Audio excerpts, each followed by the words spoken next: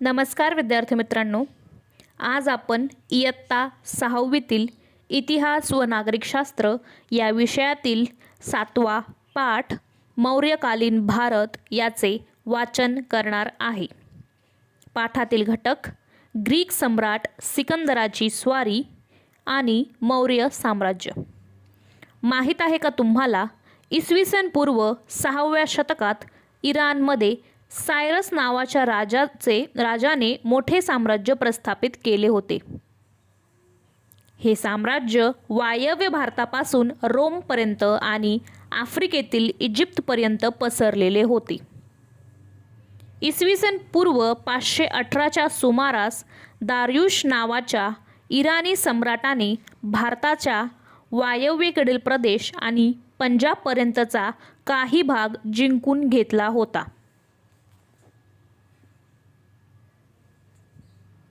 दार्युशने या प्रदेशातील काही सैनिक आपल्या सैन्यात भरती केले होते. ग्रीक इतिहासकारांच्या लेखनातून त्यांची माहिती मिळते. सम्राट दार्युशच्या काळात भारत आणि इराण यांच्यामध्ये राजनैतिक संबंध प्रस्थापित झाले. त्यातून व्यापार आणि कला या क्षेत्रातील देवाणघेवाण वाढली. सम्राट दार्युशने त्याच्या साम्राज्यात सर्वत्र दारिक नावाचे एकाच प्रकारचे चलन लागू केले.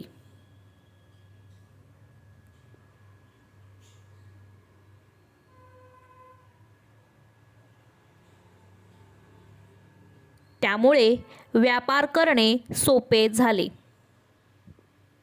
पर्सिपोलिस हे राजधानीचे शहर सम्राट दार्युशच्या काळात बांधले गेले. पर्सिपोलिस हे ठिकाण इराणमध्ये आहे. घटक पहिला, ग्रीक सम्राट सिकंदराची स्वारी. ग्रीक सम्राट अलेक्झांडर उर्फ सिकंदर याने इसवी सन पूर्व 326 मध्ये भारताच्या वायव्य प्रदेशावर स्वारी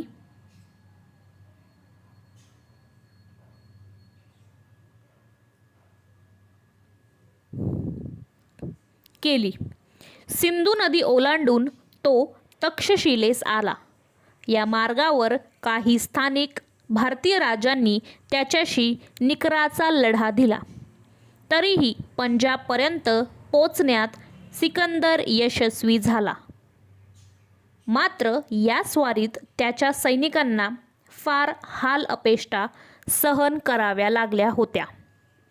त्यांना मायदेशी जाण्याचे वेध लागले होते. त्यांनी त्याच्या विरुद्ध बंड पुकारले. सिकंदरला माघार घेणे भाग होते.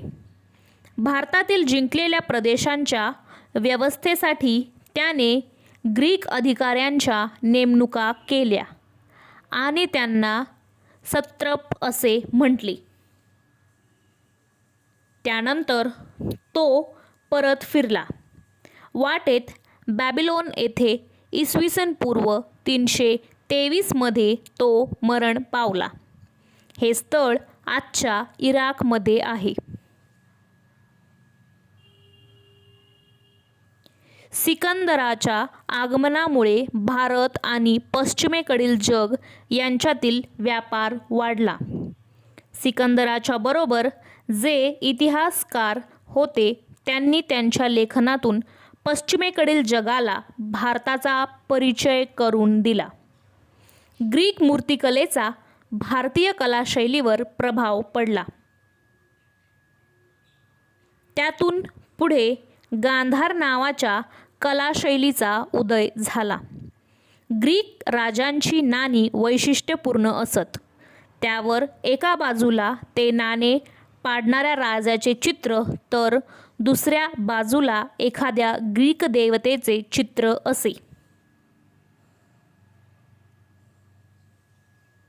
नाण्यावर त्या राजाचे नाव असे. सिकंदराची नाणीही अशाच प्रकारची होती. नंतरच्या काळात भारतातील राजांनीही अशा प्रकारची नाणी पाडण्यास सुरुवात केली. घटक दुसरा, मौर्य साम्राज्य. चंद्रगुप्त मौर्य. चंद्रगुप्त मौर्याने मौर्य साम्राज्याची स्थापना केली. मगधचा नंद राजा धनानंद याच्या जुलमी राजवटीला लोक कंटाळले होते. त्याचा पाडाव करून चंद्रगुप्त मौर्याने इसवी सन पूर्व 325च्या सुमारास मगधावर स्वतःची सत्ता स्थापन केली.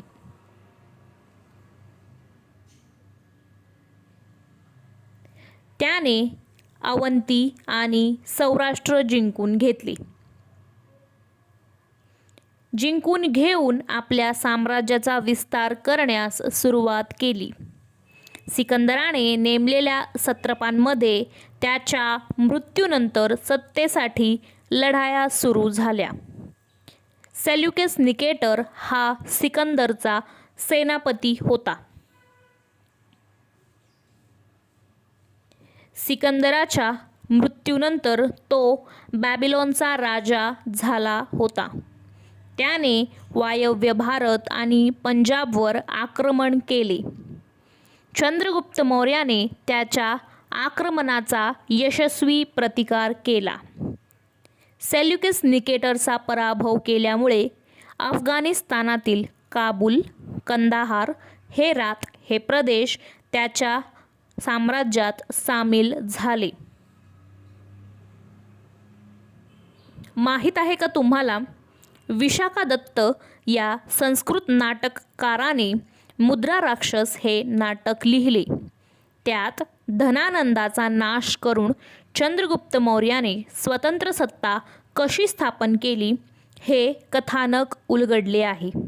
या कथानकात आचार्य चाणक्य किंवा कौटिल्य यांच्या योगदानास विशेष महत्त्व दिले आहे.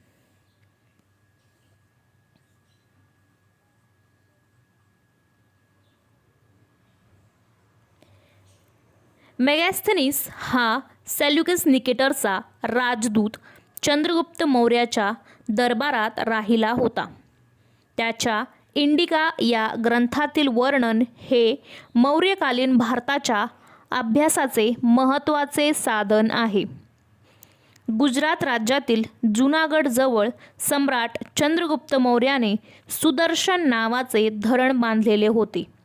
तसा उल्लेख असलेला शिलालेख आहे.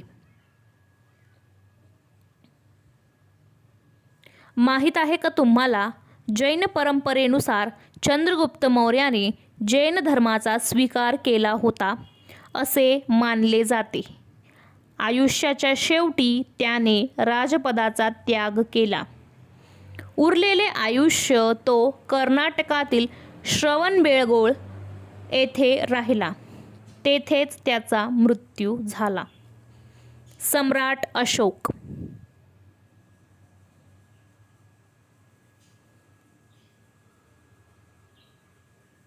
चंद्रगुप्ताने राजपदाचा त्याग केल्यानंतर त्याचा मुलगा बिंदुसार मगधचा राजा झाला. बिंदुसारच्या मृत्यूनंतर त्याचा मुलगा अशोक इसवी सन पूर्व 273 मध्ये सत्तेवर आला. राजा होण्यापूर्वी त्याची नेमणूक तक्षशिला आणि उज्जैनी येथे राज्यपाल म्हणून करण्यात आली होती. तो राज्यपाल असताना तक्षशिला येथे झालेले बंड त्याने यशस्वीरित्या मोडून काढले होते. मगधचे सम्राटपद प्राप्त झाल्यानंतर त्याने कलिंगवर स्वारी केली. कलिंग राज्याचा प्रदेश आजच्या ओडिसा राज्यात होता.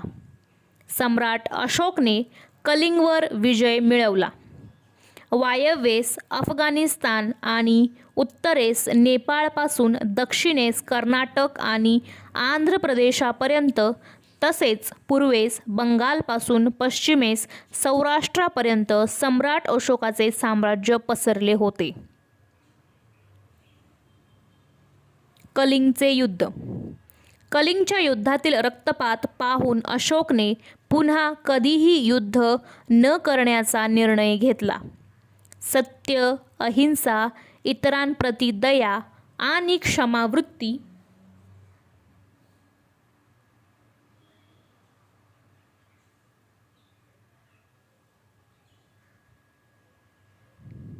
हे गुण त्याच्या दृष्टीने महत्त्वाचे होते. त्याचा संदेश लोकांपर्यंत पोचवण्यासाठी त्याने ठिकठिकाणी शिलालेख आणि स्तंभलेख कोरविले. हे लेख ब्राह्मी लिपीत आहेत. या लेखांमध्ये त्याने स्वतःचा उल्लेख देवांन पियो पियदसी, देवांचा प्रिय प्रियदर्शी असा केलेला आहे. राज्याभिषेक झाल्यानंतर 8 वर्षांनी त्याने कलिंगवर विजय मिळवला आणि तेथील विनाश पाहून त्याचे हृदय परिवर्तन झाले याचा उल्लेख त्याच्या एका लेखात आहे. सम्राट अशोकच्या दिल्ली टोपडा येथील एका लेखात वटवाघळे, माकडे, गेंडे इत्यादींची शिकार करू नये, जंगलात वनवे लावू नये असे सक्त निर्बंध लिहून ठेवले होते.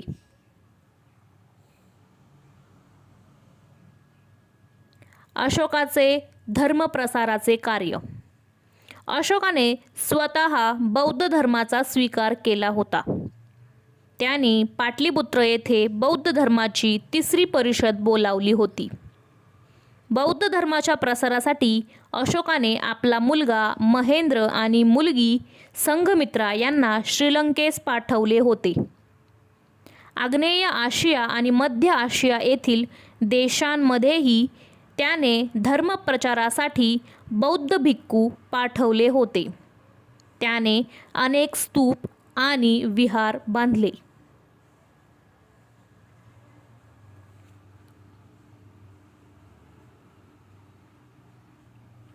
अशोकाची लोकोपयोगी कामे. अशोकाने प्रजेसाठी सुखसोयी निर्माण करण्यावर भर दिला. उदाहरणार्थ माणसांना तसेच पशूंना मोफत औषध पाणी मिळावे अशी सोय केली. अनेक रस्ते बांधले. सावलीसाठी रस्त्यांच्या दोन्ही बाजूंना झाडे लावली. धर्मशाळा बांधल्या. विहिरी खोदल्या. हे करून पहा. तुमच्या परिसरात कोणत्या संस्था कोणती लोकोपयोगी कामे करतात त्याचा अहवाल तयार करा. मौर्यकालीन राज्यव्यवस्था. मौर्य साम्राज्याची राजधानी पाटलीपुत्र येथे होती. राज्यकारभाराच्या सोयीसाठी साम्राज्याचे 4 विभाग पाडलेले होते. प्रत्येक विभागाची स्वतंत्र राजधानी होती. 1. पूर्व विभाग. राजधानी तोशाली म्हणजेच ओडिशा. पश्चिम विभाग. राजधानी उज्जैनी मध्य प्रदेश. दक्षिण विभाग. सुवर्णगिरी कर्नाटकातील कनकगिरी. उत्तर विभाग. तक्षशिला पाकिस्तान. राज्यकारभारात राजाला सल्ला देण्यासाठी मंत्री परिषद असे. वेगवेगळ्या पातळ्यांवर काम करणारे अनेक अधिकारी होते. या सर्वांवर देखरेख करण्यासाठी आणि शत्रूच्या हालचालींवर नजर ठेवण्यासाठी अत्यंत सक्षम असे हेरखाते होते. मौर्यकालीन लोकजीवन. मौर्य काळात शेतीच्या उत्पादनाला खूप महत्त्व होते. शेतीबरोबरच व्यापार आणि इतर उद्योगही भरभराटीला आले होते. हस्तिदंतावरील कोरीवकाम, कापड विणणे आणि रंगवणे, धातुकाम यासारखे अनेक व्यवसाय होते. चकाकी असलेली काळ्या रंगाची मातीची भांडी घडवली जात. नौका बांधणी हाही एक मोठ्या प्रमाणावरील उद्योग होता. धातुकामामध्ये इतर धातूंबरोबर लोखंडाच्या वस्तू बनवण्याचे तंत्रज्ञान विकसित झाले होते. नगरांमध्ये आणि ग्रामांमध्ये उत्सव समारंभ साजरे होत. त्यामध्ये लोकांच्या मनोरंजनासाठी नृत्य गायनाचे कार्यक्रम होत. कुस्तीचे खेळ, रथांच्या शर्यती लोकप्रिय होत्या. सोंगट्यांचा खेळ आणि बुद्धिबळ यांसारखे खेळ आवडीने खेळले जात. बुद्धिबळाला अष्टपद असे नाव होते.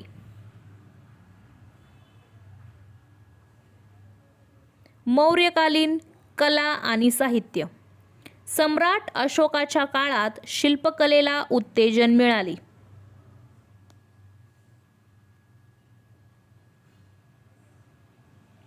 माहीत आहे का तुम्हाला, भारताची राजमुद्रा सारनाथ येथील अशोक स्तंभाच्या आधारे तयार करण्यात आलेली आहे. सारनाथ येथील मूळ स्तंभावर 4 सिंह आहेत. प्रत्येक सिंहाच्या प्रतिमेखाली आडव्या पट्टीवर चक्र आहे.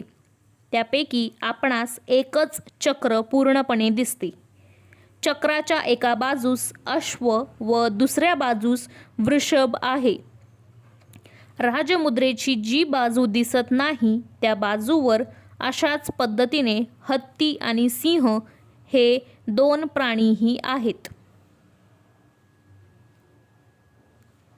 अशोकाने उभारलेले स्तंभ हे भारतीय शिल्पकलेचे उत्तम नमुने आहे. त्याने उभारलेल्या स्तंभावर सिंह, हत्ती, बैल यांसारख्या प्राण्यांची अतिशय उत्तम शिल्पे आहेत. सारनाथ येथील अशोक स्तंभावरील चक्र भारताच्या राष्ट्रध्वजावर झळकते आहे. त्या स्तंभावर 4ही बाजूस सिंह आहेत. समोरून पाहताना त्यातील 3च आपल्याला दिसतात. ही भारताची राजमुद्रा आहे. त्याच्या काळात खोदली गेलेली बराबार टेकड्यांवरील लेणी प्रसिद्ध आहे. ही लेणी बिहारमध्ये आहे.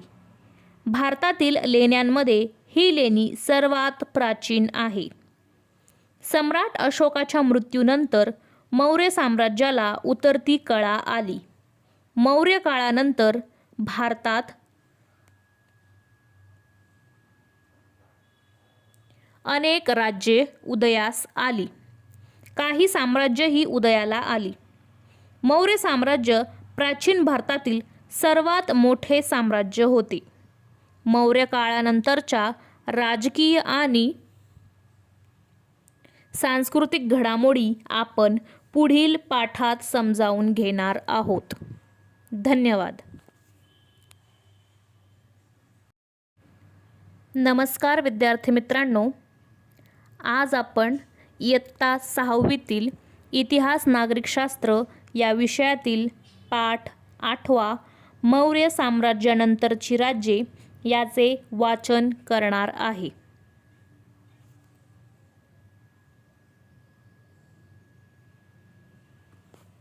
पाठातील घटक: शुंग घराणे, इंडो ग्रीक राजे, कुशाण राजे, गुप्त राजघराणे, वर्धन राजघराणे, ईशान्य भारतातील राजसत्ता. घटक पहिला: शुंग घराणे. सम्राट अशोकानंतर मौर्य सत्तेचे सामर्थ्य कमी होत गेले. शेवटच्या मौर्य राजाचे नाव बृहद्रथ असे होते. मौर्यांचा सेनापती पुष्यमित्र शुंग याने बंड करून बृहद्रथाची हत्या केली आणि तो स्वतः राजा झाला. घटक दुसरा: इंडो ग्रीक राजे. या काळात भारतीय उपखंडाच्या वायव्य प्रदेशामध्ये ग्रीक राजांची छोटी छोटी राज्ये होती. त्या राजांना इंडो ग्रीक राजे म्हटले जाते. प्राचीन भारतीय नाण्यांच्या इतिहासात या राजांची नाणी अत्यंत महत्त्वाची आहेत. एका बाजूवर राजाचे चित्र आणि दुसऱ्या बाजूला देवतेचे चित्र अशा पद्धतीची नाणी बनवण्याची त्यांची परंपरा होती. ती पुढे भारतात रुजली. इंडो ग्रीक राजांमध्ये मिनॅंडर हा राजा प्रसिद्ध असून त्याने नागसेन या बौद्ध भिक्खूंबरोबर बौद्ध तत्त्वज्ञानाची चर्चा केली होती. मिनॅंडर म्हणजेच मिलिंद. त्याने भिक्खू नागसेन यांना विचारलेल्या प्रश्नातून मिलिंद पन्ह या ग्रंथांची निर्मिती झाली. पन्ह या पाली भाषेतील शब्दाचा अर्थ प्रश्न असा होतो.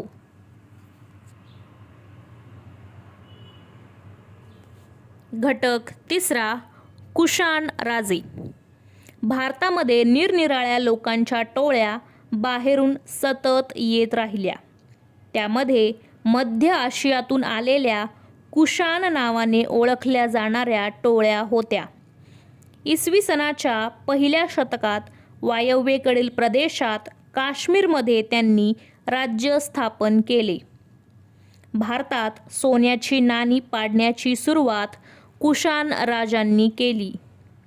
नाण्यांवर गौतम बुद्ध आणि विविध भारतीय देवता यांच्या प्रतिमा वापरण्याची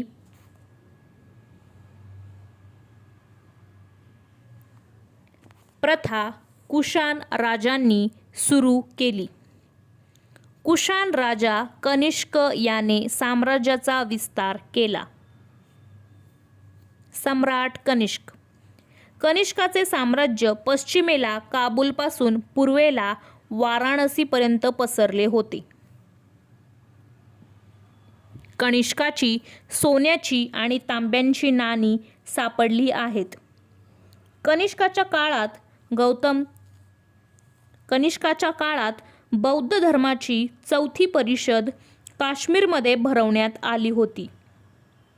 कनिष्काने काश्मीरमध्ये कनिष्कपूर हे शहर वसवले होते. श्रीनगरजवळ असलेले कामपूर नावाचे गाव म्हणजेच कनिष्कपूर असावे. कनिष्काच्या काळात अश्वघोष हा कवी होऊन गेला.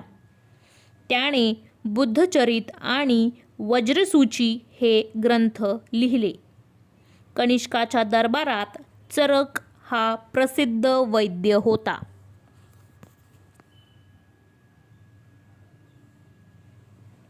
माहीत आहे का तुम्हाला, कनिष्काचे सोन्याचे नाणे हे नाणे सम्राट कनिष्काने पाडले होते. या नाण्याच्या दर्शनी बाजूवर ग्रीक लिपीत लिहिलेला शाओ नानो शाओ कनेष्की कोशानो असा लेख आहे. याचा अर्थ राजाधिराज कनिष्क कुशाण असा आहे. नाण्याच्या मागील बाजूस गौतम बुद्धाची प्रतिमा आहे आणि बाजूला ग्रीक लिपीत बोदद्दो म्हणजेच बुद्ध लिहिले आहे. गुप्त राजघराणे. इसवी सनाच्या तिसऱ्या शतकाच्या शेवटी उत्तर भारतात गुप्त राजघराण्याच्या सत्तेचा उदय झाला. साधारणपणे 3 शतके गुप्त घराणे सत्तेवर होते. गुप्त राजघराण्याच्या संस्थापकाचे नाव श्रीगुप्त असे होते. समुद्रगुप्त आणि दुसरा चंद्रगुप्त हे गुप्त घराण्यातील विशेष उल्लेखनीय राजे होते. समुद्रगुप्त. पहिला चंद्रगुप्त या गुप्त राजाच्या कारकिर्दीत गुप्तांच्या राज्यविस्ताराची सुरुवात झाली. त्याचा मुलगा समुद्रगुप्त याने आसपासच्या राजांचा पराभव करून हा विस्तार आणखी वाढवला. त्याच्या कारकिर्दीत गुप्त सत्ता आसामपासून पंजाबपर्यंत पसरली होती. तामिळनाडूमधील कांचीपर्यंतचा पूर्व किनारपट्टीचा प्रदेशही त्याने जिंकला होता. समुद्रगुप्ताने मिळवलेल्या विजयांमुळे त्याच्या सत्तेचा दबदबा सर्वत्र वाढला होता. त्यामुळे वायव्येकडील राजे तसेच श्रीलंकेतील राजा यांनीही त्याच्याशी मैत्रीचे करार केले. समुद्रगुप्ताचा पराक्रम आणि त्याने मिळवलेले विजय यांचे वर्णन प्रयागच्या स्तंभलेखात सविस्तर दिलेले आहे. हा लेख प्रयाग प्रशस्ती म्हणून ओळखला जातो. त्याला अलाहाबाद प्रशस्ती असेही म्हणतात. समुद्रगुप्त वीणावादनात प्रवीण होता. समुद्रगुप्ताने विविध प्रकारच्या प्रतिमा असलेली नाणी काढली होती. त्यातील एका प्रकारात तो स्वतः वीणा वाजवताना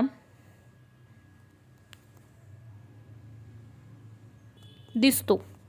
त्यावर समुद्रगुप्त असे नाव लिहिलेले आहे. दुसरा चंद्रगुप्त हा समुद्रगुप्ताचा मुलगा होता. गुप्तांचे साम्राज्य त्याने वायव्येकडे वाढवले. त्याने माळवा, गुजरात आणि सौराष्ट्र जिंकून घेतले होते. दुसऱ्या चंद्रगुप्ताने त्याची मुलगी प्रभावती हिचा विवाह वाकाटक घराण्यातील दुसरा रुद्रसेन याच्याशी करून दिला. अशा रीतीने दक्षिणेकडच्या बलशाली वाकाटक सत्तेशी नातेसंबंध जोडले. दिल्लीजवळील मेहरौली येथे एक लोह स्तंभ उभा आहे. तो सुमारे 1500 वर्षांहूनही अधिक जुना आहे, तरी तो गंजलेला नाही. प्राचीन भारतीयांनी तंत्रज्ञानात केलेल्या प्रगतीचे ते एक प्रतीक आहे. या लोहस्तंभावरील लेखात चंद्र नावाच्या राजाचा उल्लेख आहे. त्या उल्लेखाच्या आधारे हा लोहस्तंभ दुसऱ्या चंद्रगुप्ताच्या काळातील आहे असे मानले जाते. माहीत आहे का तुम्हाला, फाहियान हा चीनी प्रवासी दुसऱ्या चंद्रगुप्ताच्या काळात भारतात आला होता.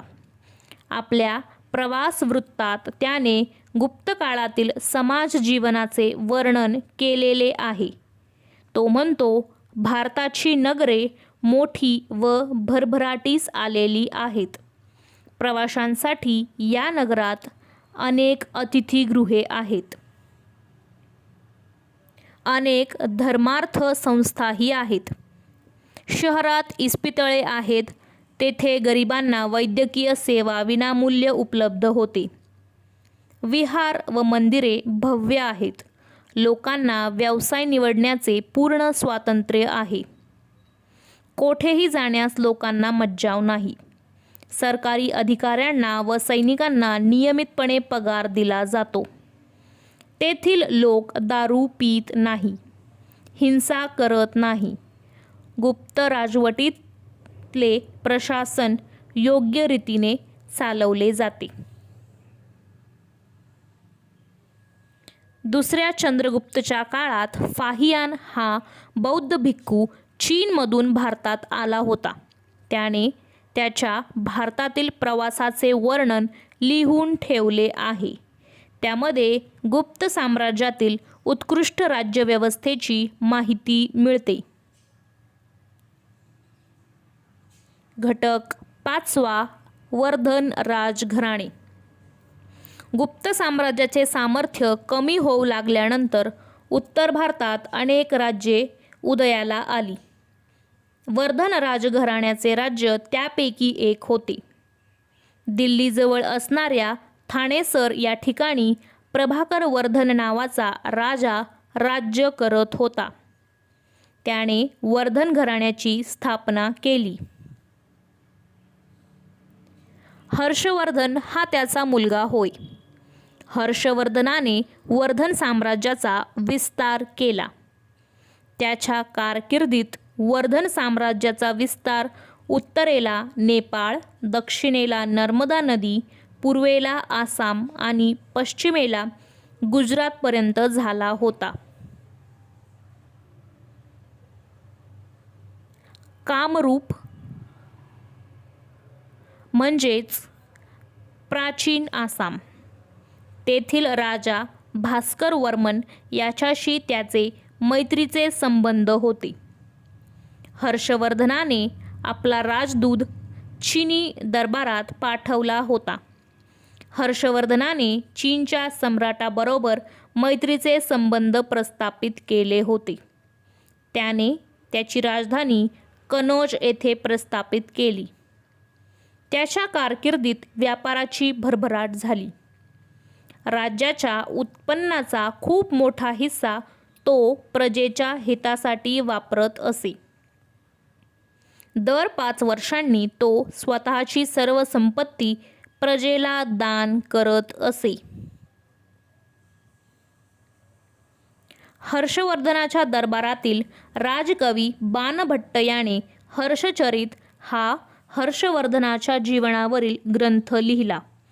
त्याच्या आधारे हर्षवर्धनाच्या कारकिर्दीची माहिती मिळते.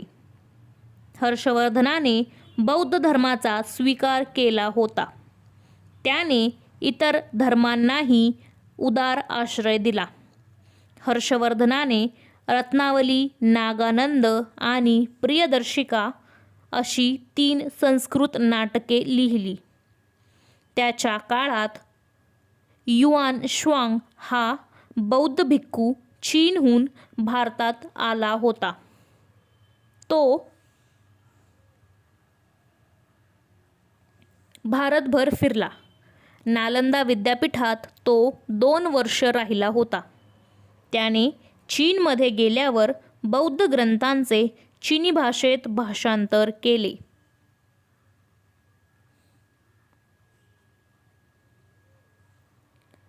माहीत आहे का तुम्हाला, युआन श्वांग भारतभर फिरला. त्याने महाराष्ट्रातील लोकांविषयी मोठे गौरवपूर्व उद्गार काढले आहेत. तो म्हणतो, महाराष्ट्राचे लोक मानी आहेत. कोणी उपकार केले तर ते नेहमी स्मरतात, पण जर कोणी त्यांचा अपमान केला तर ते गय करीत नाहीत. संकटात सापडलेल्या माणसांना आपल्या प्राणाचीही पर्वा न करता ते मदत करतात. शरण आलेल्यास ते अपाय करीत नाही.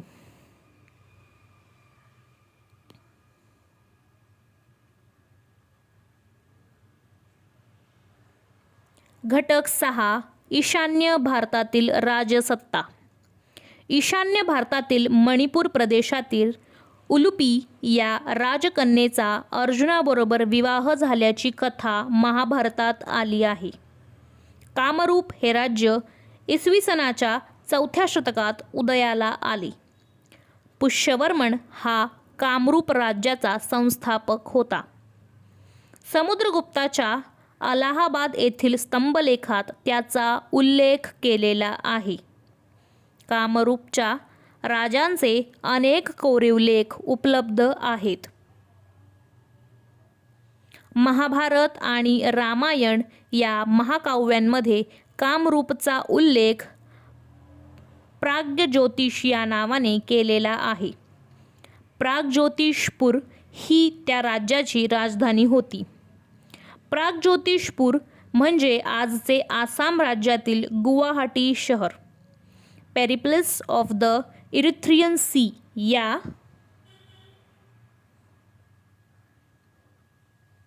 पुस्तकात त्याचा उल्लेख किर्हादिया म्हणजेच किरात लोकांचा प्रदेश असा केला आहे. कामरूप राज्याचा विस्तार ब्रह्मपुत्रा नदीचे खोरे, भूटान, बंगालचा काही भाग आणि बिहारचा काही भाग या प्रदेशांमध्ये झालेला होता. ईशान्य भारतातील कामरूप राज्यात युआन श्वांग गेला होता. त्यावेळी भास्करवर्मन हा तेथील राजा होता. या पाठात आपण मौर्य नंतरच्या काळातील उत्तर भारत आणि तेथील विविध राजसत्तांचा परिचय करून घेतला. तसेच त्या सुमारास ईशान्य भारतात काय परिस्थिती होती तेही पाहिले. पुढील पाठात आपण त्याच सुमारास दक्षिण भारतात असलेल्या राजसत्तांचा परिचय करून घेणार आहोत. माहीत आहे का तुम्हाला, भारतातील परंपरेनुसार प्राचीन काळात काश्मीरचे नाव कश्यपपूर असे होते. ग्रीक इतिहासकारांनी त्याचा उल्लेख कॅस्पेपिरॉस कॅस्पेटिरॉक आणि कॅस्पेरिया असा केला आहे. महाभारत काळात कांबोज घराण्याचे राजे तेथे राज्य करत असल्याचा उल्लेख येतो. सम्राट अशोकाच्या काळात काश्मीर मौर्य साम्राज्यात समाविष्ट झाले होते. इसवी सनाच्या 7व्या शतकात कर्कोट घराण्याचे राज्य काश्मीरमध्ये होते. कल्हणाने त्याच्या रजतरंगिणी या ग्रंथात त्याची माहिती दिलेली आहे. धन्यवाद.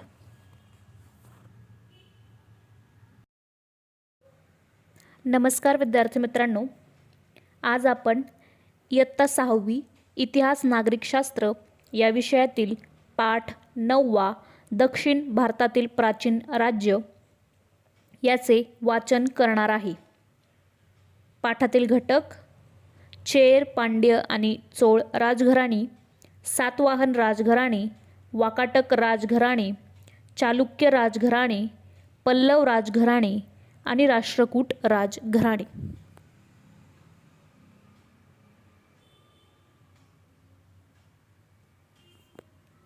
करून पहा.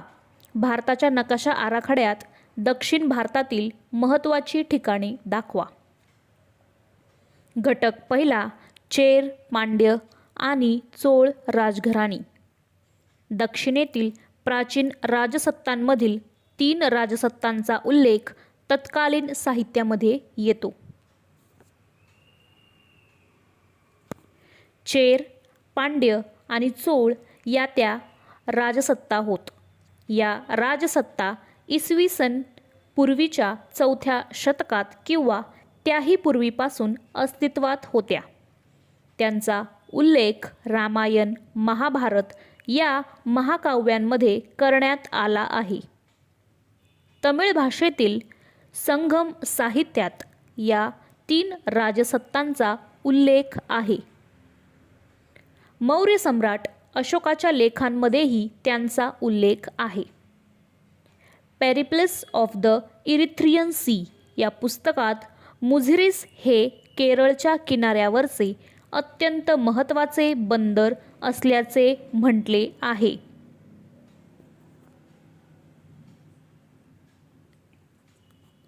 हे बंदर चेर राज्यात होते.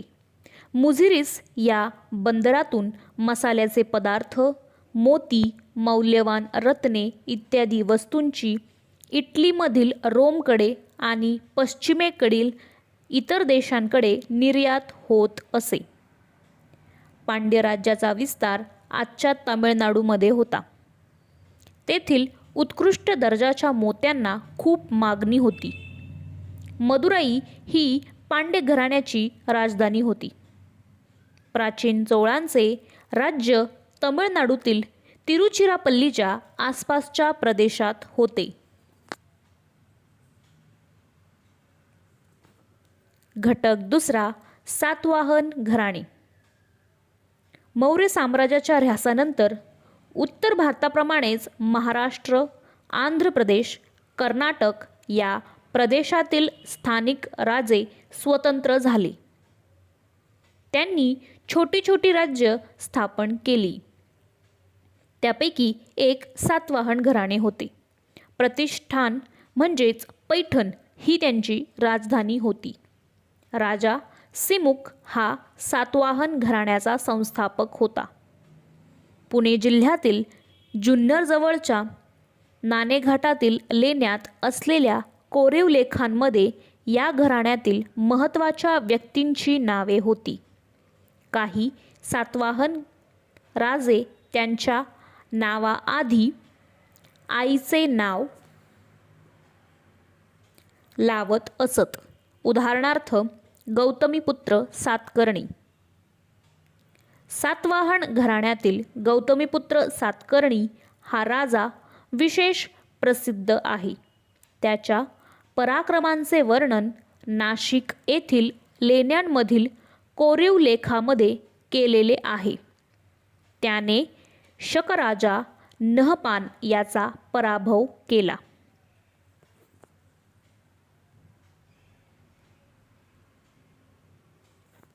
माहीत आहे का तुम्हाला, पुणे व ठाणे जिल्ह्याच्या सीमेवर जुन्नर मुरबाड रस्ता असलेला घाट रस्ता नाणेघाट या नावाने ओळखला जातो. 5 किलोमीटर लांबीचा हा घाट सुमारे 2000 वर्षांपूर्वी सातवाहनांच्या कारकिर्दीत तयार करण्यात आला.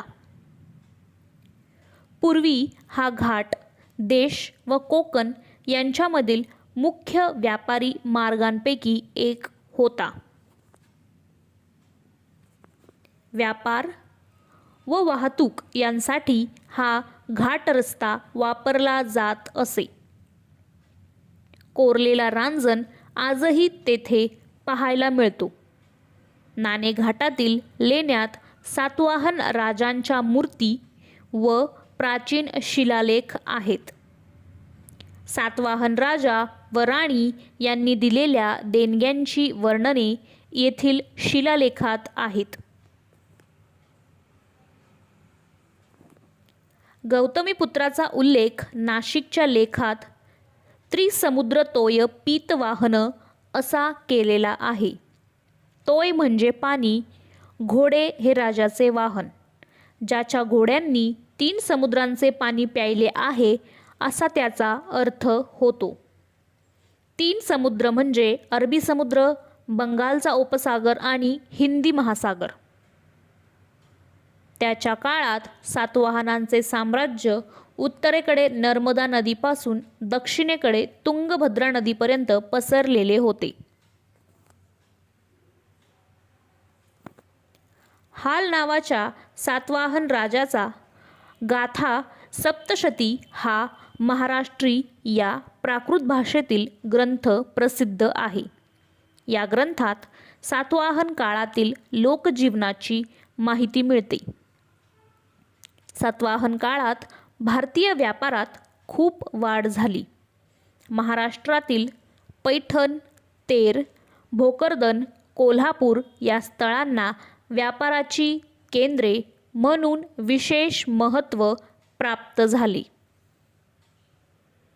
या काळात अनेक कलावस्तूंचे उत्पादन तेथे होऊ लागले. भारतीय मालाची निर्यात रोमपर्यंत होत असे. काही सातवाहन नाण्यांवर जहाजाच्या प्रतिमा आहेत. महाराष्ट्रातील अजिंठा, नाशिक, कार्ले, भाजे, कान्हेरी, जुन्नर येथील लेण्यांमधील काही लेणी सातवाहनांच्या काळात खोदलेली आहेत.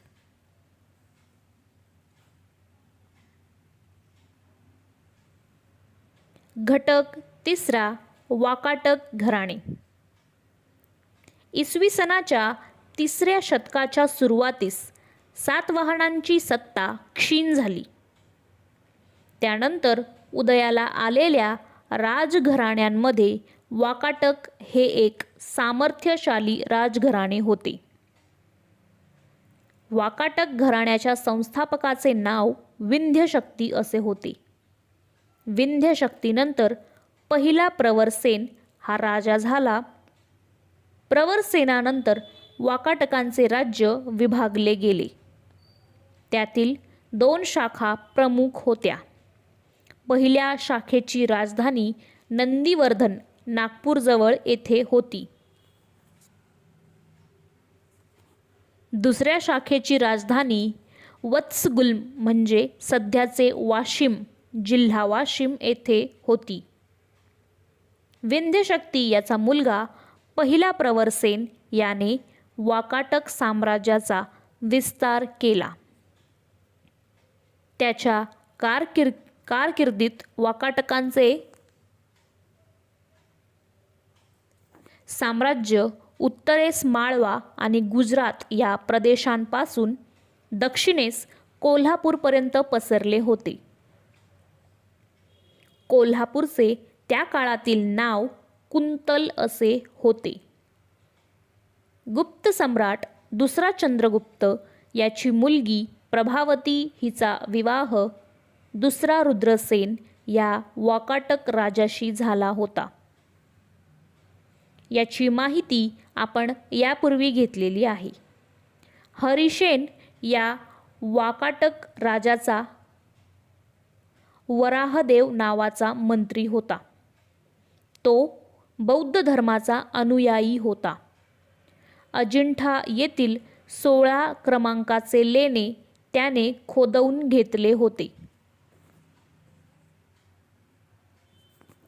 अजिंठ्याच्या इतरही काही लेण्यांमधील खोदाईचे तसेच ती लेणी चित्रांनी सुशोभित करण्याचे काम हरिसेनाच्या कारकिर्दीत झाले. वाकाटक राजा दुसरा प्रवरसेन याने महाराष्ट्री या प्राकृत भाषेतील सेतुबंध या ग्रंथाची रचना केली. तसेच कालिदासाचे मेघदूत हे काव्यही याच काळातील आहे. घटक चौथा, चालुक्य राजघराणे. कर्नाटकातील चालुक्य राजघराण्याची सत्ता बलशाली होती. वाकाटकानंतर प्रबळ झालेल्या सत्तांमध्ये कदंब, कलचुरी इत्यादी सत्तांचा समावेश होता. या सर्वांवर चालुक्य राजांनी वर्चस्व प्रस्थापित केले. पहिला पुलकेशी याने इसवी सनाच्या 6व्या शतकात चालुक्य घराण्याची स्थापना केली. कर्नाटकातील बदामी येथे त्याची राजधानी होती. बदामीचे प्राचीन नाव वातापी असे होते. चालुक्य राजा दुसरा पुलकेशी याने सम्राट हर्षवर्धनाचे आक्रमण परतवून लावलेले होते. बदामी, ऐहोळे, पटदकल येथील प्रसिद्ध मंदिरे चालुक्य राजांच्या कारकिर्दीत बांधली गेली.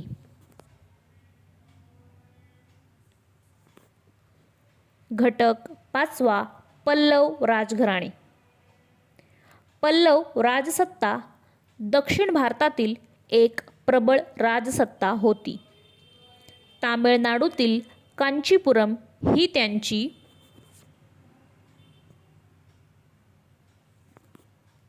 राजधानी होती. महेंद्रवर्मन हा एक कर्तबगार पल्लव राजा होता. त्याने पल्लव राज्याचा विस्तार केला. तो स्वतः नाटककार होता. महेंद्रवर्मनचा मुलगा नरसिंहवर्मनने चालुक्य राजा दुसरा पुलकेशी याचे आक्रमण परतवून लावले.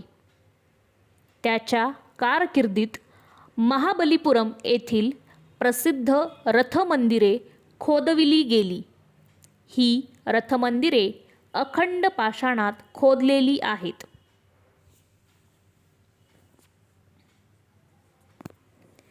पल्लव राजांचे आरमार प्रबळ आणि सुसज्ज होते. त्यांच्या काळात भारताचा आग्नेय आशियातील देशांशी संबंध आला. देशांतर्गत आणि देशाबाहेरील व्यापार भरभराटीला आला. युआन श्वांग याने कांचीला भेट दिली होती. त्यांच्या राज्यात सर्व धर्मांच्या लोकांना सहिष्णुतेने आणि न्यायाने वागवले जाई असे म्हटले आहे.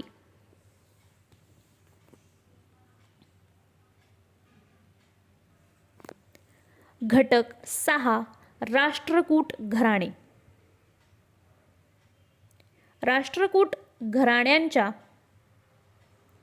भरभराटीच्या काळात त्यांची सत्ता विंध्य पर्वतापासून ते दक्षिणेला कन्याकुमारीपर्यंत पसरलेली होती.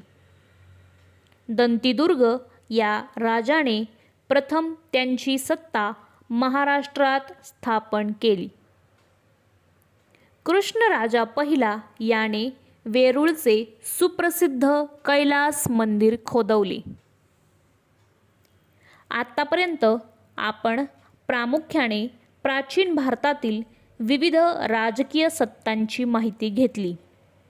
पुढील पाठात प्राचीन भारतातील सामाजिक आणि सांस्कृतिक जीवनाचा आढावा घेऊ.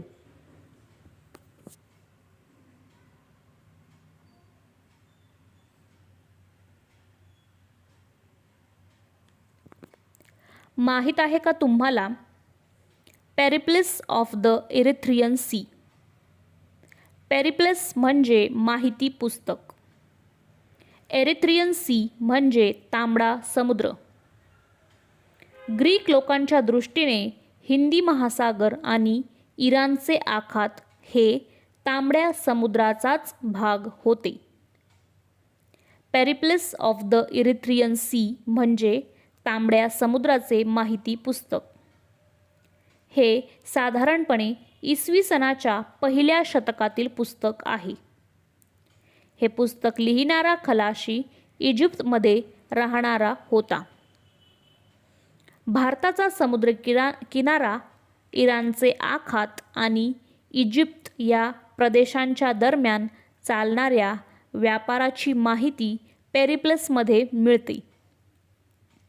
बॅरिगाझा म्हणजे भडोच, नालासोपारा, कल्याण, मुझिरिस इत्यादी भारतीय बंदरांचा उल्लेख पेरिप्लसमध्ये आहे. मुझिरिस हे केरळमधील कोचीनच्या जवळ असणारे प्राचीन बंदर होते. आज ते अस्तित्वात नाही. धन्यवाद. नमस्कार विद्यार्थी मित्रांनो, आज आपण इयत्ता 6वीतील इतिहास नागरिकशास्त्र विषयातील पाठ 10वा प्राचीन भारत सांस्कृतिक या पाठाचे वाचन करणार आहे. पाठातील घटक भाषा आणि साहित्य, लोकजीवन, विज्ञान, शिक्षणाची केंद्रे, स्थापत्य आणि कला.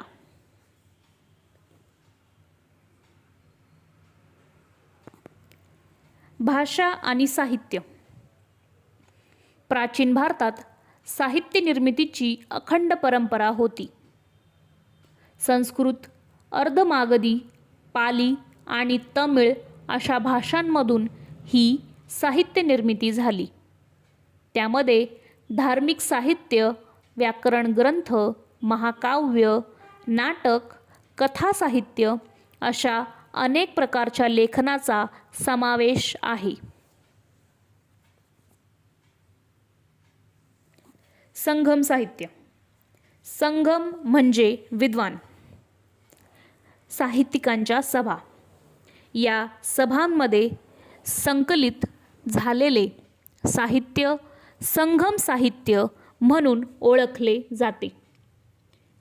हे तमिळ भाषेतील सर्वात प्राचीन साहित्य आहे. या साहित्यातील सिलप्पदिकरम आणि मणिमेखलाई ही महाकाव्य प्रसिद्ध आहेत. संगम साहित्यातील दक्षिण भारतात प्राचीन काळच्या राजकीय आणि सामाजिक जीवनाची माहिती मिळते. धार्मिक साहित्य. यामध्ये आगमग्रंथ, त्रिपिटक आणि भगवद्गीता हे ग्रंथ महत्त्वाचे आहेत. जैन आगमग्रंथ अर्धमागधी, शौरसेनी आणि महाराष्ट्री या प्राकृत भाषांमध्ये लिहिलेले आहे. वर्धमान महावीरांचा उपदेश आगमग्रंथांमध्ये संकलित करण्यात आला आहे. अपभ्रंश भाषेत महापुराण, चरित्रे, कथा इत्यादी वाङ्मय आहेत. सिद्धसेन दिवाकराने समयी सुत्त हा न्यायशास्त्रावरील प्राकृत ग्रंथ लिहिला. विमल सुरींनी पौंचर्य या प्राकृत काव्यात रामकथा सांगितलेली आहे.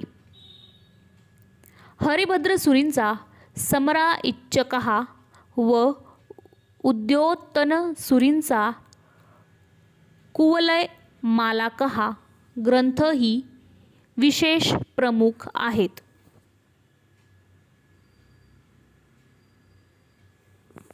माहीत आहे का तुम्हाला उत्तर भारतापासून ते महाराष्ट्रपर्यंतच्या प्रदेशात प्रचलित असणाऱ्या बहुतेक भाषा या प्राकृत आणि संस्कृत या भाषांमधून विकसित झाल्या आहेत असे मानले आहे.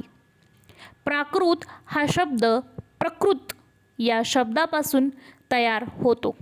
प्रकृत म्हणजे नैसर्गिक. प्राकृत भाषा लोकांच्या दैनंदिन व्यवहारात असणाऱ्या भाषा होत्या. पैशाची, शौरसेनी, मागधी आणि महाराष्ट्री अशा 4 गटांमध्ये प्राकृत भाषांची विभागणी केली जाते. महाराष्ट्रापासून मराठी विकसित झाली अशा तऱ्हेने प्राकृत भाषांपासून मराठीसारख्या आधुनिक भाषांचा विकास होण्याच्या प्रक्रियेत या भाषांच्या मूळ रूपात बदल झाले. त्यांना अपभ्रंश भाषा असे म्हटले गेले. अपभ्रंश भाषांमधून आधुनिक भाषा विकसित झाल्या.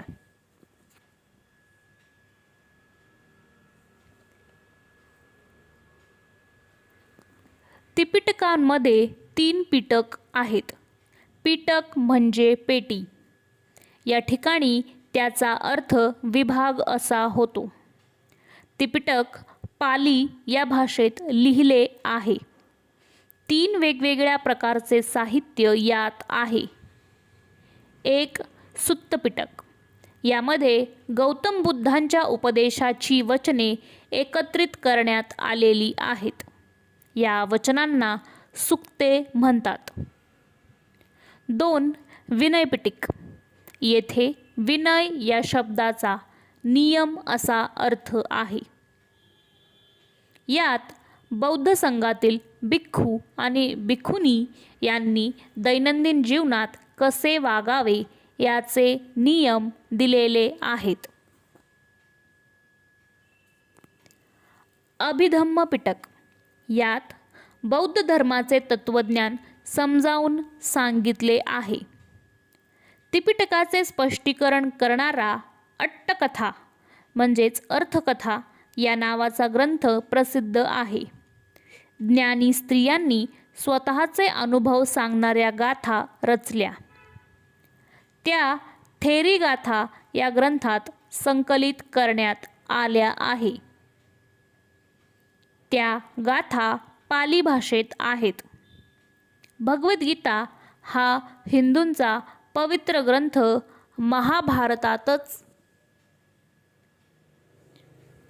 महाभारताचाच एक भाग आहे.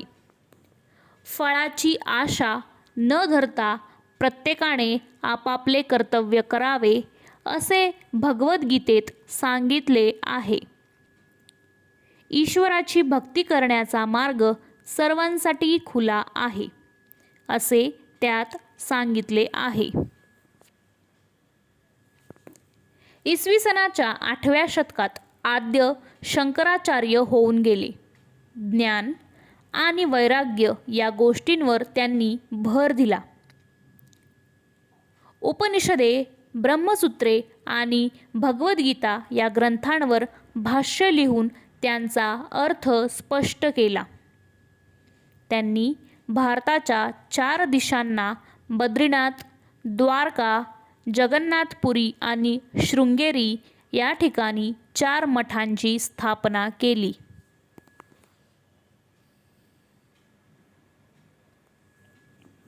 अर्थशास्त्र हा ग्रंथ कौटिल्याने लिहिला. उत्तम शासन व्यवस्था कशी असावी याची सविस्तर चर्चा त्याने या ग्रंथात केलेली आहे. व्याकरण ग्रंथ. पाणिनी या व्याकरणकाराने लिहिलेला अष्टाध्यायी हा संस्कृत व्याकरणाचा प्रमाण ग्रंथ मानला जातो. पतंजलीने महाभाष्य ग्रंथ लिहिला. या ग्रंथात पाणिनीच्या अष्टाध्यायी या ग्रंथातील सूत्रांचे स्पष्टीकरण केलेले आहे.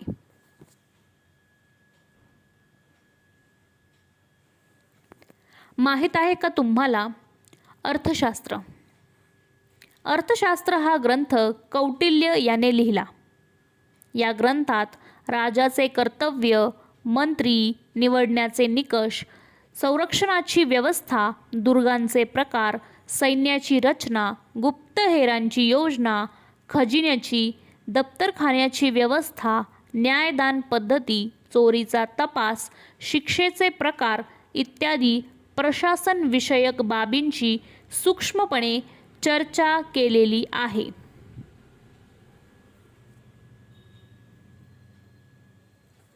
आर्ष आणि अभिजात महाकाव्य. रामायण आणि महाभारत ही दोन प्राचीन भारतातील आर्ष महाकाव्य आहेत.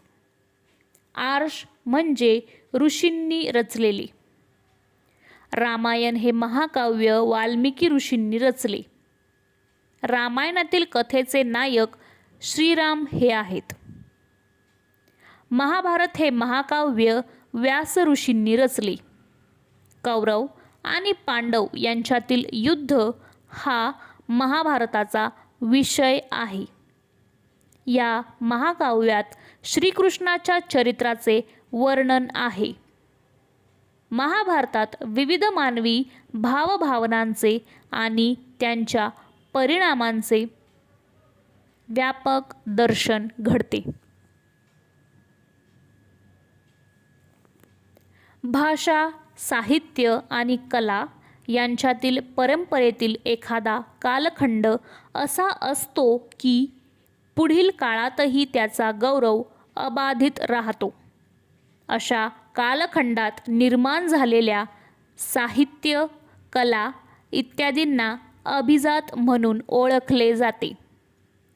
अभिजात संस्कृत भाषेतील कालिदासाची रघुवंश आणि कुमारसंभव तसेच भारवीचे किरातार्जुनीय आणि माघाचे शिशुपाल वध ही प्राचीन कालखंडातील महाकाव्य विख्यात आहे.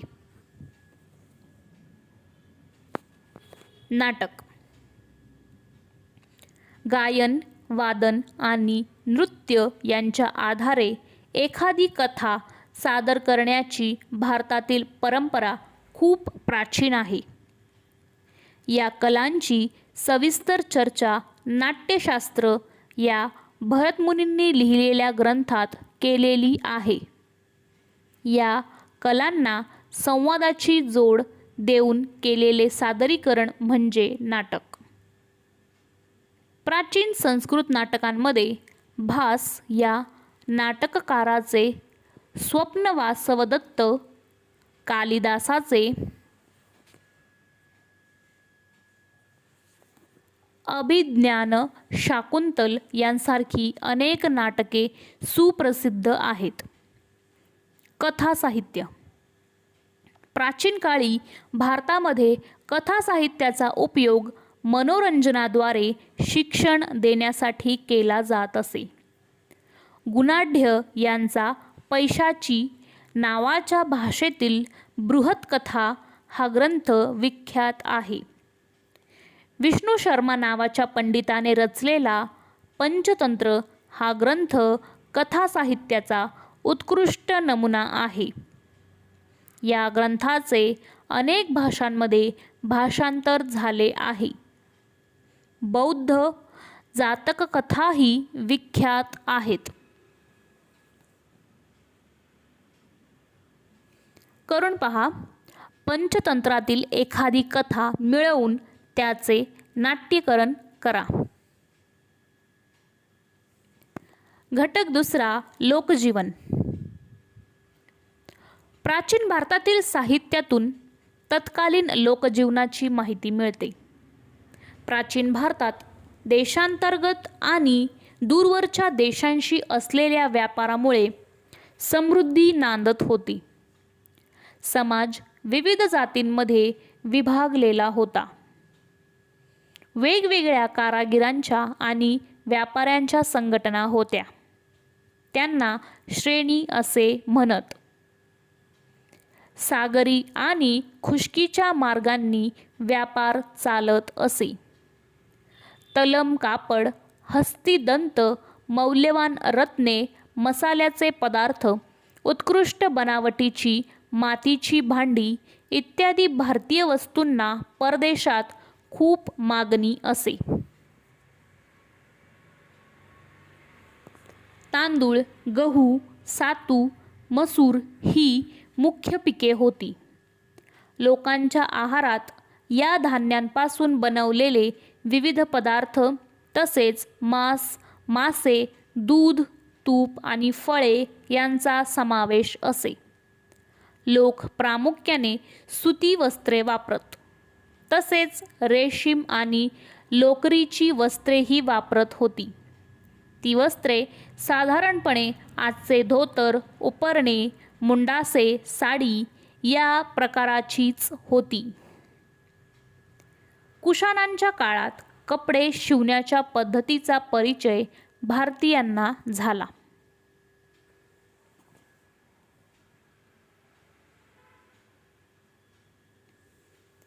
घटक तिसरा, विज्ञान. वैद्यकशास्त्र. भारतीय वैद्यकशास्त्राला आयुर्वेद असे म्हटले जाते. आयुर्वेदाला खूप प्राचीन परंपरा आहे. आयुर्वेदामध्ये रोगांची लक्षणे, रोगांचे निदान, रोगांवरील उपचार या गोष्टींचा विचार केलेला आहे. त्याबरोबरच रोग होऊ नये म्हणून काय करायला पाहिजे याचाही विचार करण्यात आला आहे. बिंबिसाराच्या दरबारात जीवक हा प्रसिद्ध वैद्य होता. चरकसंहिता या ग्रंथात वैद्यकीय चिकित्साशास्त्र आणि औषधशास्त्र यांची सविस्तर माहिती दिलेली आहे. हा ग्रंथ चरक याने लिहिला. सुश्रुत या शल्यविशारदाने लिहिलेल्या सुश्रुत संहिता या ग्रंथात विविध रोगांचे निदान आणि त्यांवरील उपाय यांची माहिती मिळते. या ग्रंथाचा विशेष म्हणजे त्यामध्ये विविध कारणांनी होणाऱ्या जखमा, अस्थिभंग, त्यांचे प्रकार आणि त्यावरील शस्त्रक्रियांचे प्रकार यांची चर्चा केली आहे. सुश्रुत संहितेचे अरबी भाषेमध्ये भाषांतर झाले होते. त्याचे नाव किताब-ए-सुसूद असे होते.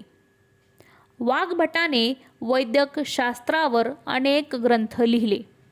त्यातील अष्टांग संग्रह आणि अष्टांग हृदय संहिता हे प्रमुख आहेत.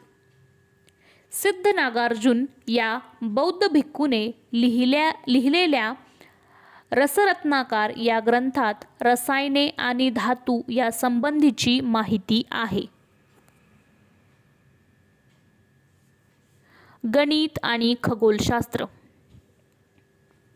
प्राचीन भारतीयांनी गणित आणि खगोलशास्त्र या विषयांचा सखोल अभ्यास केला होता. 1 ते 9 आणि 0 या संख्यांचा वापर भारतीयांनी प्रथम केला.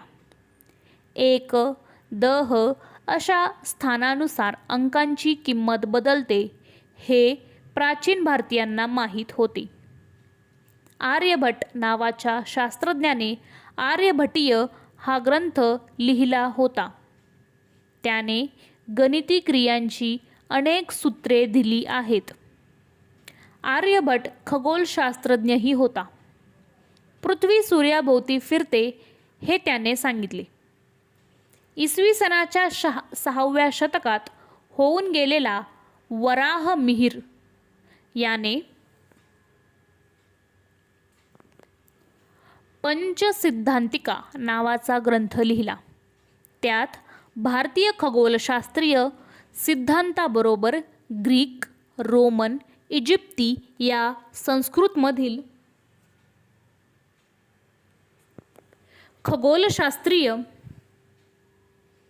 सिद्धांताचा विचारही केलेला आहे. इसवी सनाच्या 7व्या शतकात होऊन गेलेल्या ब्रह्मगुप्त या गणिततज्ञाने लिहिलेल्या ग्रंथांचे अरबी भाषेत भाषांतर केले गेले. माहीत आहे का तुम्हाला कणाद?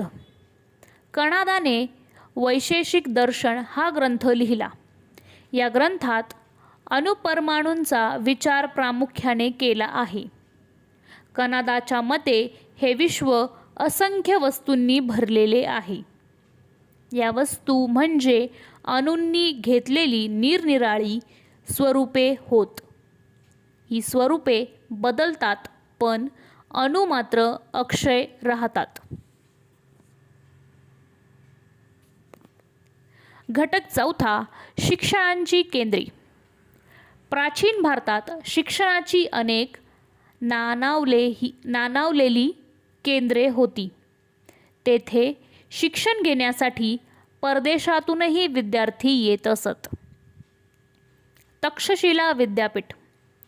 तक्षशिला हे प्राचीन भारतीय व्यापारी मार्गावरील महत्त्वाचे शहर होते. सध्या हे स्थान पाकिस्तानात आहे. तेथे सापडलेल्या पुरातत्त्वीय पुराव्याच्या आधारे ते इसवी पूर्व 6व्या शतकात वसवले गेले असे दिसते.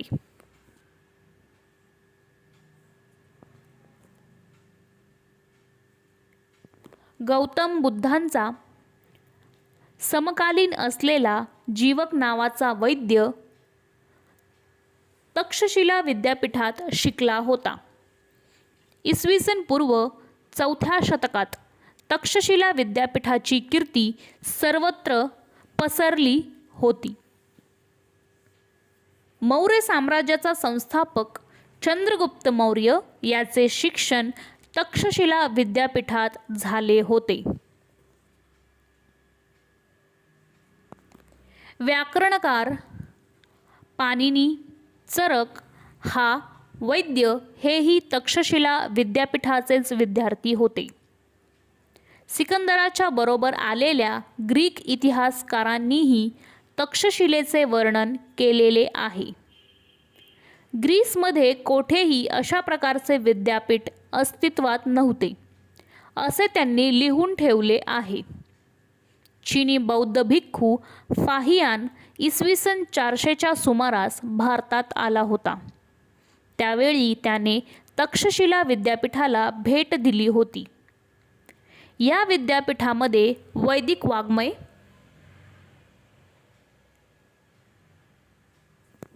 बौद्ध तत्त्वज्ञान, अर्थशास्त्र, तर्कशास्त्र अशा विविध विषयांचे शिक्षण दिले जाई. वाराणसी. वर्णा आणि असी या गंगेच्या 2 उपनद्या आहे. या 2 नद्यांच्या मध्ये वसलेल्या शहराला वाराणसी हे नाव मिळाले. वाराणसीमध्ये वेदांचे तसेच जैन आणि बौद्ध तत्त्वज्ञानाचे शिक्षण देणारी केंद्रे प्राचीन काळापासून होती. वलभी. गुजरातमधील सौराष्ट्र वलभी नावाचे प्राचीन नगर होते. इसवी सनाच्या 5व्या ते 8व्या शतकात ते जैन आणि बौद्ध तत्त्वज्ञानांच्या शिक्षणाचे महत्त्वाचे केंद्र होते. युआन श्वांग आणि तत्सिंग या चीनी बौद्ध भिक्खूंनी वलभीला भेट दिली होती. नालंदा विद्यापीठ. आजच्या बिहारमधील पाटणा शहराच्या जवळ प्राचीन नालंदा विद्यापीठाचे अवशेष आहेत. सम्राट हर्षवर्धनाने या विद्यापीठाला उदारहस्ते देणग्या दिल्या होत्या. युआन श्वांग आणि इत्सिंग यांनी केलेल्या वर्णनानुसार नालंदा विद्यापीठात हजारो विद्यार्थ्यांची राहण्याची सोय होती. तेथील ग्रंथालयात हजारो ग्रंथ होते. विद्यापीठात प्रवेश मिळवण्यासाठी प्रवेशद्वारापाशी विद्यार्थ्यांना परीक्षा द्यावी लागे.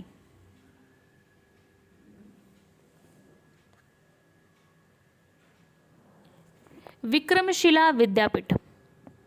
विक्रमशिला विद्यापीठ आजच्या बिहारमधील बागलपूरच्या जवळ होते. धर्मपाल नावाच्या राजाने त्याची स्थापना इसवी सनाच्या 8व्या शतकात केली. तिथे 6 विहार होते. प्रत्येक विहाराचे प्रवेशद्वार स्वतंत्र होते. कांची. पल्लव राजसत्तेच्या काळात इसवी सन 6वे शतक आजच्या तामिळनाडूमधील कांची हे शहर महत्त्वाचे शैक्षणिक केंद्र बनले होते. तिथे वैदिक, जैन आणि बौद्ध ग्रंथांचे अध्ययन आणि अध्यापन केले जाई.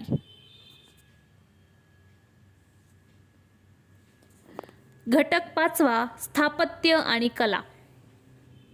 मौर्य आणि गुप्त काळात भारतीय स्थापत्य कलेच्या विकासाचा उत्कर्ष झाला. सम्राट अशोकाने ठिकठिकाणी उभारलेली दगडी स्तंभ ही भारतीय शिल्पकलेची उत्कृष्ट उदाहरणे आहेत. सांची येथील स्तूप आणि उदयगिरी, खंडगिरी, कार्ले, नाशिक, अजिंठा, वेरूळ इत्यादी ठिकाणच्या लेण्यांमधून तीच परंपरा अधिकाधिक विकसित होत गेली असे दिसते. गुप्त काळात भारतीय मूर्तिकलेचा विकास झाला. दक्षिण भारतात चालुक्य आणि पल्लव राजसत्तेच्या काळात मंदिर स्थापत्याचा विकास झाला. महाबलीपुरमची मंदिरे त्याची साक्ष देतात. महाबलीपुरमची मंदिरे पल्लव राजसत्तेच्या काळात देवदेवतांच्या कांस्य मूर्ती बनवण्यास सुरुवात झाली. दिल्लीजवळ मेहरौली येथे असलेल्या गुप्तकालीन लोहस्तंभाच्या आधारे प्राचीन भारतीयांचे धातुशास्त्राचे ज्ञान किती प्रगत होते ते समजते. प्राचीन भारतीय संस्कृती अत्यंत समृद्ध आणि प्रगत होती हे आपण पाहिले. पुढील पाठात आपण भारतीय संस्कृतीचा जगातील इतर संस्कृतींशी आलेला संपर्क आणि त्याचे झालेले दूरगामी परिणाम यांचा परिचय करून घेणार आहोत. धन्यवाद. नमस्कार विद्यार्थी मित्रांनो, आज आपण इयत्ता 6वी इतिहास नागरिकशास्त्र या विषयातील पाठ 11 प्राचीन भारत आणि जग याचे वाचन करणार आहे. पाठातील घटक भारत आणि पश्चिमेकडील देश, भारत आणि आशिया खंडातील इतर देश. घटक 1 भारत आणि पश्चिमेकडील देश. हडप्पा संस्कृतीच्या लोकांनी पश्चिमेकडील देशांशी व्यापार संबंध प्रस्थापित केले होते.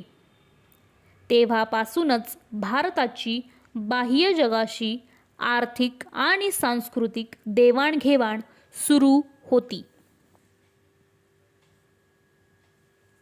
बौद्ध धर्माचा प्रसार अफगाणिस्तान आणि मध्य आशियातील अनेक देशांमध्ये झाला होता. इराणी साम्राज्याच्या काळातही भारताचा पश्चिमेकडील जगाशी संपर्क वाढीस लागला. त्या काळातील ग्रीक इतिहासकारांचे भारताबद्दलचे कुतूहल वाढीस लागले. त्यांच्या भारताबद्दलच्या लेखनातून पश्चिमेकडील देशांना भारताचा परिचय झाला. पुढे सिकंदर ज्या मार्गांनी आला ते मार्ग भारत आणि पश्चिमेकडील देशांमधील व्यापारासाठी खुले झाले. ग्रीक मूर्तिकलेच्या प्रभावातून कुशाण काळात भारतामध्ये एक नव्या कलाशैलीचा उदय झाला. त्याला गांधार कला असे म्हणतात. गांधार कलाशैलीत प्रामुख्याने गौतम बुद्धांच्या मूर्ती घडवल्या गेल्या. या मूर्ती प्रामुख्याने अफगाणिस्तानातील गांधार प्रदेशात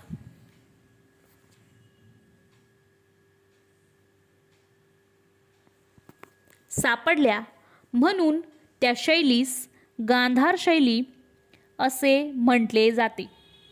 या शैलीतील मूर्तीची चेहरेपट्टी ग्रीक चेहरेपट्टीशी मिळती जुळती आहे. भारतातील सुरुवातीची नाणी ही ग्रीक नाण्यांच्या धर्तीवर घडवलेली होती.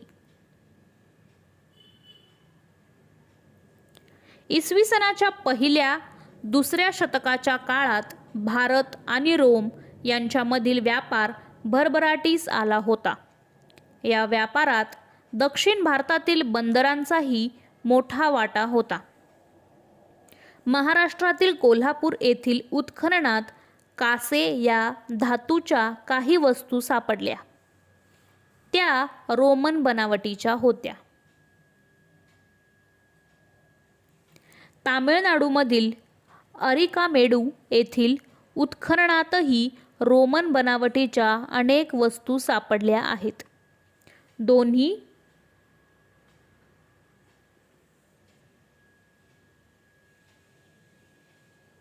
ठिकाणी भारत आणि रोम यांच्यामधील व्यापाराची महत्त्वाची केंद्रे होती.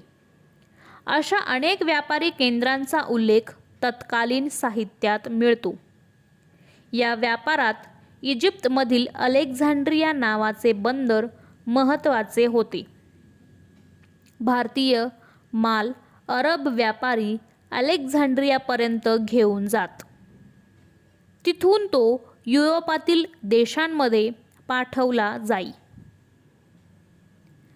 अरबी लोकांनी भारतीय मालाबरोबर भारतीय तत्त्वज्ञान आणि विज्ञान युरोपपर्यंत पोचवले. गणितातील शून्य ही संकल्पना भारताने संपूर्ण जगाला दिलेली एक मोठी देणगी आहे. अरबी लोकांनी या संकल्पनेचा परिचय युरोपला करून दिला. घटक दुसरा, भारत आणि आशिया खंडातील इतर देश. आशियातील अनेक देशांमध्ये प्राचीन भारतीय संस्कृतीचा विशेष प्रभाव पडला होता. श्रीलंका बौद्ध धर्माचा प्रसार करण्यासाठी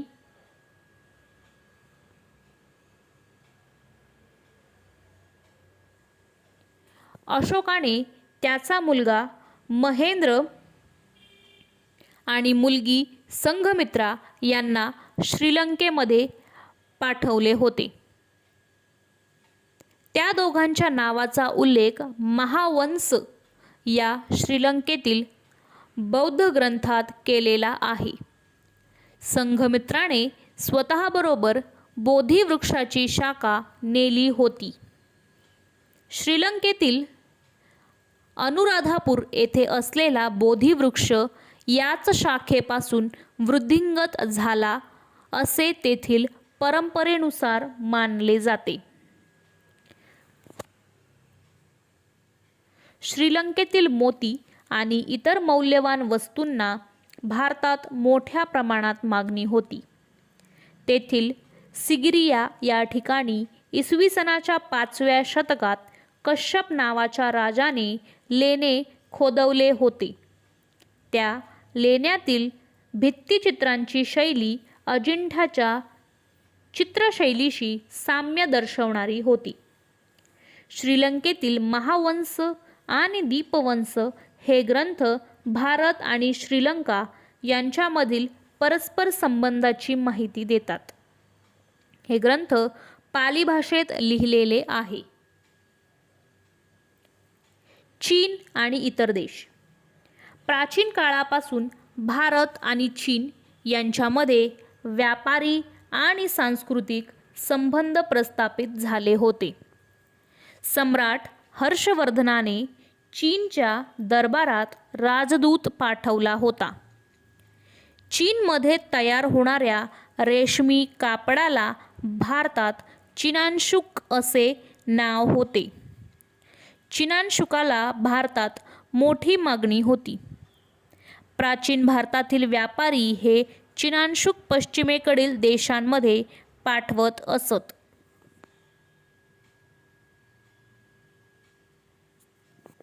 हा व्यापार खुष्कीच्या मार्गाने होत असे. त्या मार्गाला रेशीम मार्ग असेही म्हणतात. भारतातील काही प्राचीन स्थळे या रेशीम मार्गाशी जोडलेली होती. त्यामध्ये महाराष्ट्रातील मुंबईजवळ असलेला नालासोपारा हे एक होते. भारतात आलेले फाहियान आणि युआन श्वांग हे बौद्ध भिक्खूही रेशीम मार्गानेच भारतात आले. इसवी सनाच्या पहिल्या शतकातील चीनी सम्राट मिंग याच्या आमंत्रणावरून धर्मरक्षक आणि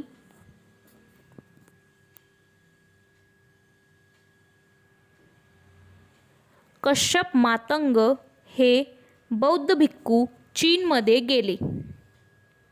त्यांनी अनेक भारतीय बौद्ध ग्रंथांचे चीनी भाषेत रूपांतर केले. त्यानंतर चीनमधील बौद्ध धर्माच्या प्रसारास चालना मिळाली. बौद्ध धर्म जपान, कोरिया, व्हिएतनाम या देशांमध्येही पोचला. आग्नेय आशियातील देश. कंबोडिया या देशातील फुनान या प्राचीन राज्याची स्थापना इसवी सनाच्या पहिल्या शतकात झाली. चीनी परंपरेच्या आधारे कौंडिन्य नावाच्या भारतीयाने त्याची स्थापना केली अशी माहिती मिळते. फुनानच्या लोकांना संस्कृत भाषेचे ज्ञान होते. त्या काळातील एक कोरीव शिलालेख उपलब्ध आहे. तो संस्कृतमध्ये आहे. आग्नेय आशियातील इतर देशांमध्येही भारतीय वंशाच्या लोकांची छोटे राज्य उदयाला आली होती. या राज्यांमुळे भारतीय संस्कृतीचा प्रसार आग्नेय आशियामध्ये होत राहिला.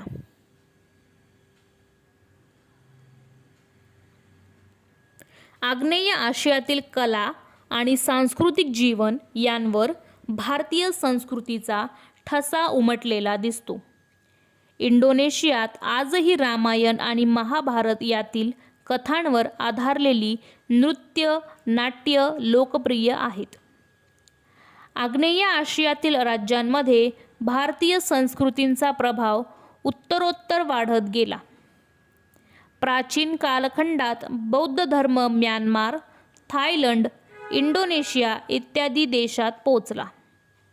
नंतरच्या काळात शिव आणि विष्णू यांच्या मंदिरांचीही निर्मिती झाली.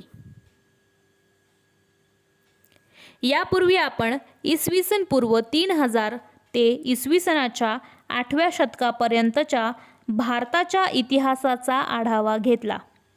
पुढील वर्षी आपण इसवी सनाच्या 9व्या शतकापासून 18व्या शतकापर्यंतचा इतिहास शिकणार आहोत. इसवी सन 9वे शतक ते 18वे शतक या कालखंडातील इतिहासास मध्ययुगीन इतिहास असे म्हणतात. धन्यवाद.